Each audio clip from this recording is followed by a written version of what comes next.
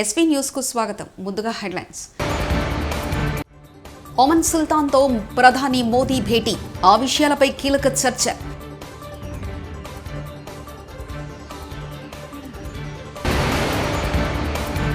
హైదరాబాద్కు రానున్న రాష్ట్రపతి ముర్ము.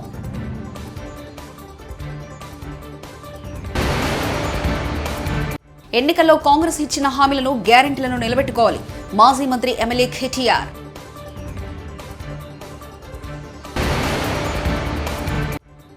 కాంగ్రెస్ ను అధికారంలోకి తెచ్చింది మేమే, హరీష్ రావు.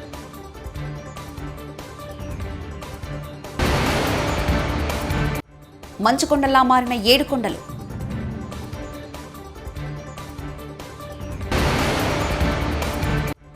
ఏపీ అసెంబ్లీ ఎన్నికల్లో ఓటు వేయను, రామ్ గోపాల్ వర్మ. బియ్యపు గింజలతో సీఎం రేవంత్ రెడ్డి చిత్రపటం, ఉపాధ్యాయుడి నైపుణ్యం.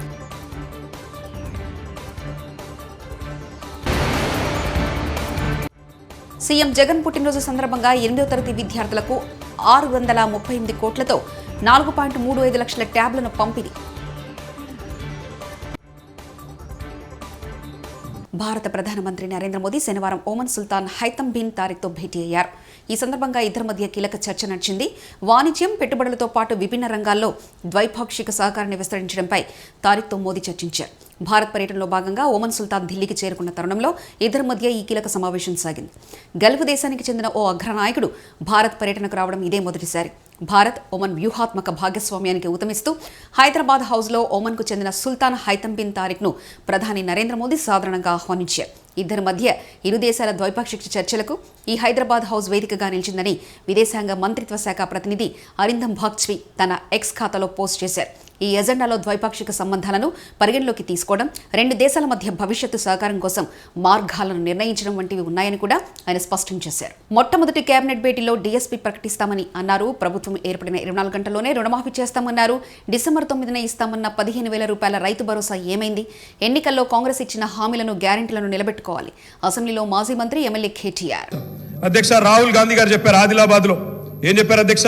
24 గంటల్లోనే, ఇది నేను చెప్తలేను అధ్యక్ష, హిందుస్థాన్ టైమ్స్ రాసింది. 24 గంటల్లోనే 2 లక్షల రూపాయల రుణమాఫీ చేస్తాం రైతులకు.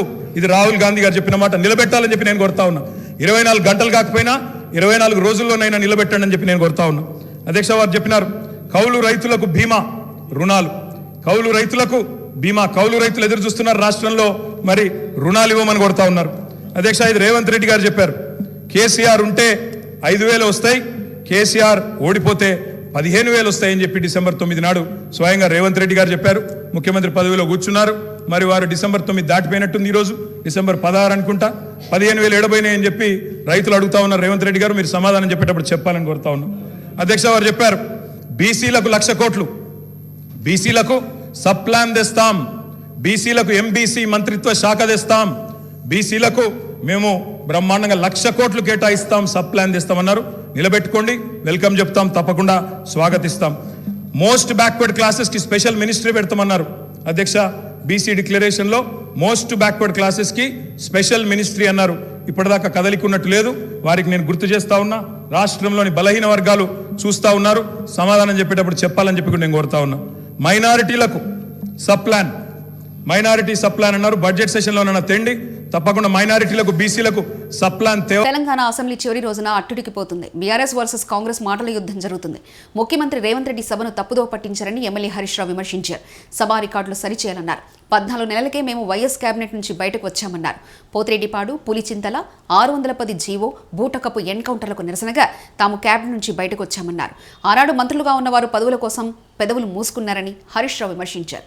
ఆనాడు కాంగ్రెస్ ను అధికారంలోకి తెచ్చింది బీఆర్ఎస్ మాత్రమేనని హరీష్ రావు వ్యాఖ్యానించారు. గౌరవ ముఖ్యమంత్రి గారు మాట్లాడుతూ సభను తప్పుదోవిచ్చే విధంగా ఆయన మాట్లాడినప్పుడు సభ యొక్క రికార్డును రెక్టిఫై చేయడం నా బాధ్యత.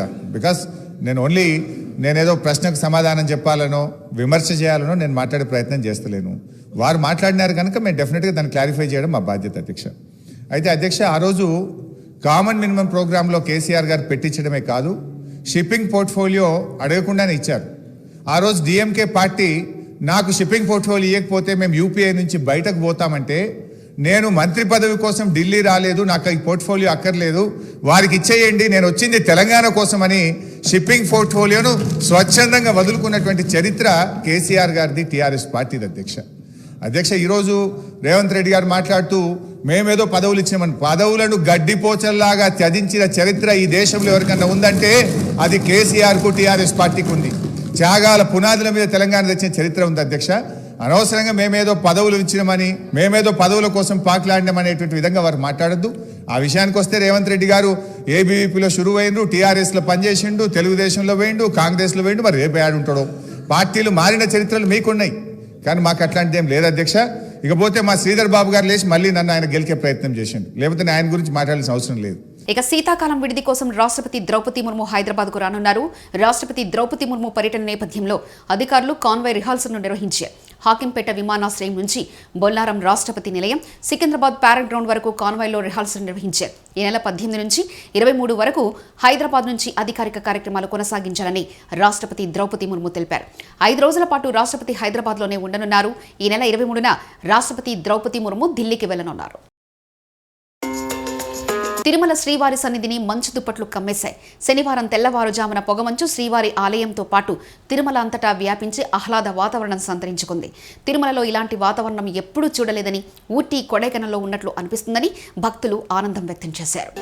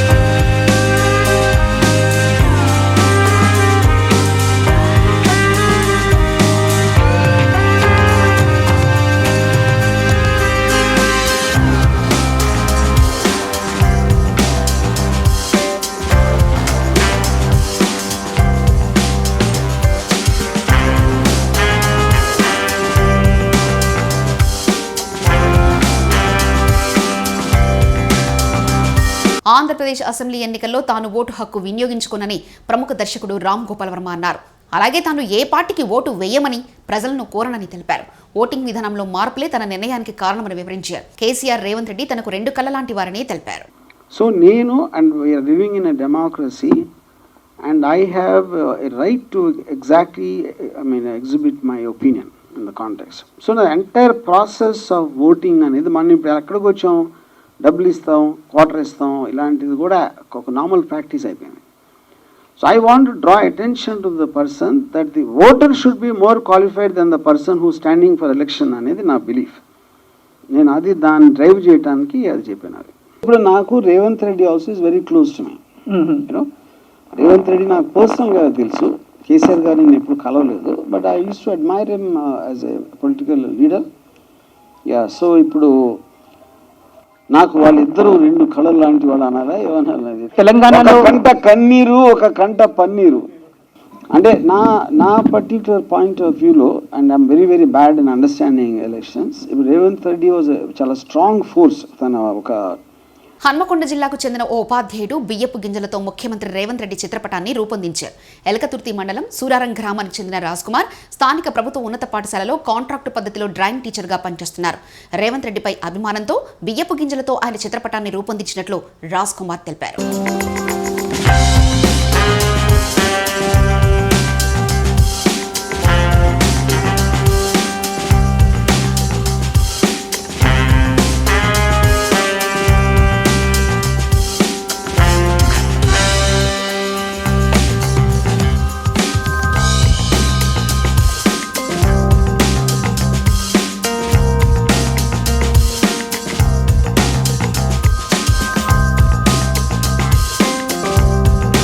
భద్రాచలంలోని శ్రీ సీతారామచంద్ర స్వామి వారి ఆలయంలో శ్రీ వైకుంఠ ఏకాదశి అధ్యయనోత్సవాలు ఘనంగా జరుగుతున్నాయి.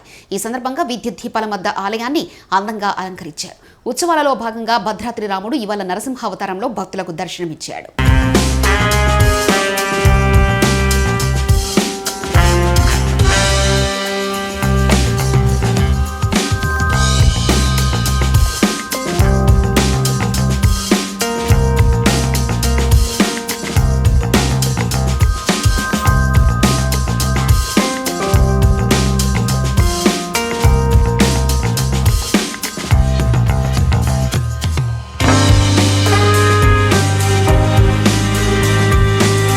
సమ్మె చేస్తున్న అంగన్వాడీలకు మద్దతు తెలిపిన నారా లోకేష్. సమస్యలు మనం పరిష్కరించుకోవాలి తప్ప ఏ తెల్లోడో ఢిల్లీడో చేయడు కదా. మనం కూర్చుని మన సమస్యలు పరిష్కరించుకోవాలి. మీరు సమాజంలో చాలా కీలకమైన పాత్ర వహిస్తున్నారు. నాకు 8 సంవత్సరాల బాబున్నాడు. బ్రహ్మని ఎప్పుడు చెప్పేది, చిన్నప్పుడు మొదటి 3-4 సంవత్సరాలు కీలకమైన 3-4 సంవత్సరాలు, అప్పుడు పిల్లల ఆలోచనలు ఎట్లా మోల్డ్ చేస్తాం, దాన్ని బట్టి భవిష్యత్తు వాళ్ళు అట్లా ప్రవర్తిస్తారని బ్రహ్మని నాకు పదే చెప్పేది. అందుకే అంగన్వాడీ టీచర్లకి చాలా కీలకమైన పాత్ర సమాజంలో ఉంది. ఈ రోజు ఈ ప్రభుత్వం ఇట్లా మిమ్మల్ని వేధిస్తాం, బలవంతం ఓపెన్ చేస్తాం, ధర్నా కూర్చుంటే కేసులు పెడతాం, చాలా చాలా బాధాకరం. అన్ని సమస్యలు ఒకేసారి పరిష్కారం అవు, కానీ 1-2 అవసరమైతే 10 సార్లు కూర్చుని మన సమస్యలు మనం పరిష్కరించుకోవాలి తప్ప ఇట్లా అందరూ రోడ్డెక్కే పరిస్థితి రాకుండా చూసుకోవాల్సిన బాధ్యత ప్రభుత్వాల పైన ఉన్నాయి. ఈ నెల 21న సీఎం వైఎస్ జగన్ పుట్టినరోజు సందర్భంగా 8వ తరగతి విద్యార్థులకు 638 కోట్ల వ్యయంతో 4.35 లక్షల ట్యాబ్లను పంపిణీ చేయాలని కేబినెట్ సమావేశంలో నిర్ణయించారని మంత్రి చెల్లుబోయిన వేణుగోపాలకృష్ణ తెలిపారు. ఈ రాష్ట్రంలో పేదరికం మీద యుద్ధం చేయాలంటే విద్య అనే ఆయుధం పేదవాడి చేతిలో ఉండాలని బాబాసాహెబ్ అంబేద్కర్ గారి యొక్క ఆలోచన విధానానికి, పేదరికం మీద యుద్ధం చేయాలంటే పేదవాడి చేతిలో విద్య అనే ఆయుధం ఉండాలని ఆలోచించిన లేదా ఆశయం మనకు చెప్పినటువంటి బాబాసాహెబ్ అంబేద్కర్ గారి యొక్క ఆలోచన విధానానికి తోడుగా 27వ తారీఖున 8వ తరగతి చదువుతున్నటువంటి ప్రభుత్వ ఎయిడెడ్ పాఠశాలల్లో విద్యార్థులకు ట్యాబ్లు పంపిణీ కార్యక్రమం 638 కోట్ల రూపాయల వ్యయంతో 4,35,000 ట్యాబ్లు పంపిణీ 6వ తరగతి, ఆపై తరగతి గదుల్లో ప్రతి గదిలో పంపిణీ ట్యాబ్లు పంపిణీ. గాజువాక నియోజకవర్గం విశాఖ ఉక్కు రక్షణకై ప్రజా నాట్య మండలి నిర్వహిస్తున్న ధూమ్ ధమాకా కార్యక్రమానికి ప్రముఖ స్టార్ మేకర్ సత్యానంద్ గారు సంఘీభావం తెలియజేశారు. ఈ సాంస్కృతిక కార్యక్రమంలో పెద్ద ఎత్తున కళాకారులు పాల్గొని తమ కళా ప్రదర్శన ద్వారా స్టీల్ ప్లాంట్ను పరిరక్షించుకోవాలని, ప్రజల ఈ ధూమ్ధామ్ కార్యక్రమంలో భాగస్వామ్యం కావాలని కోరారు.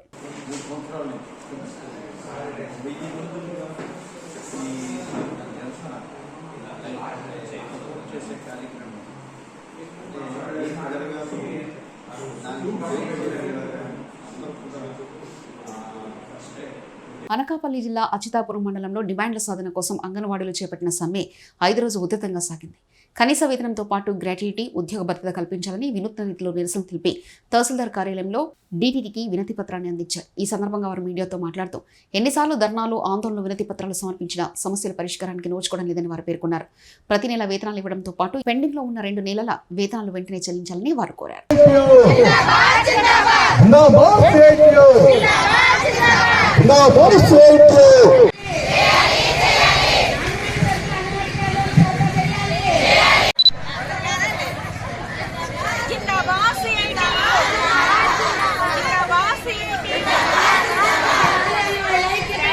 అంగన్వాడీ వర్కర్స్, హెల్పర్స్ ఎవరైతే ఉన్నారో ఈరోజు 5వ రోజు సమ్మెలో సమ్మె కార్యక్రమం చేయడం జరుగుతుంది.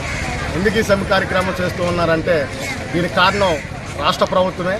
వాళ్ళు ఏవైతే పాదయాత్రలో జగన్మోహన్ రెడ్డి గారు పాదయాత్ర తెలంగాణ కంటే ఎక్స్ట్రా 1000 రూపాయలు ఇస్తున్నారు కానీ చెప్పడం జరిగింది.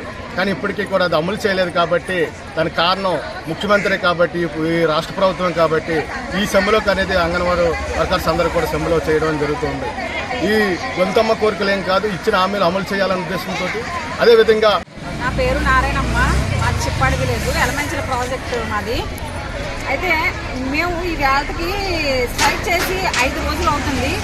ఇప్పటికీ ఎటువంటి స్పందన అనేది లేదు. చర్చలకి పిలుస్తున్నారు, మాట్లాడుతున్నాము, విఫలమయ్యాయి చర్చలు. ఒమన్ సుల్తాన్తో ప్రధాని మోదీ భేటీ, ఆ విషయాలపై కీలక చర్చ.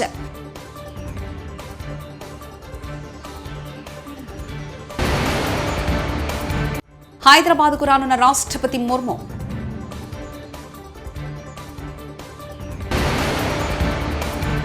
ఎన్నికల్లో కాంగ్రెస్ ఇచ్చిన హామీలను గ్యారెంటీలను నిలబెట్టుకోవాలి.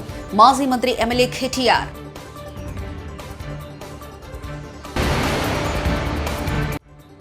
కాంగ్రెస్ ను అధికారంలోకి తెచ్చింది మేమే. హరీష్ రావు.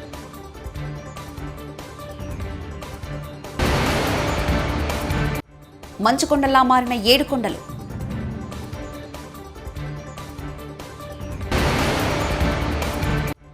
ఏపీ అసెంబ్లీ ఎన్నికల్లో ఓటు వేయను రామ్ గోపాల్ వర్మ. బియ్యపు గింజలతో సీఎం రేవంత్ రెడ్డి చిత్రపటం. ఉపాధ్యాయుడి నైపుణ్యం.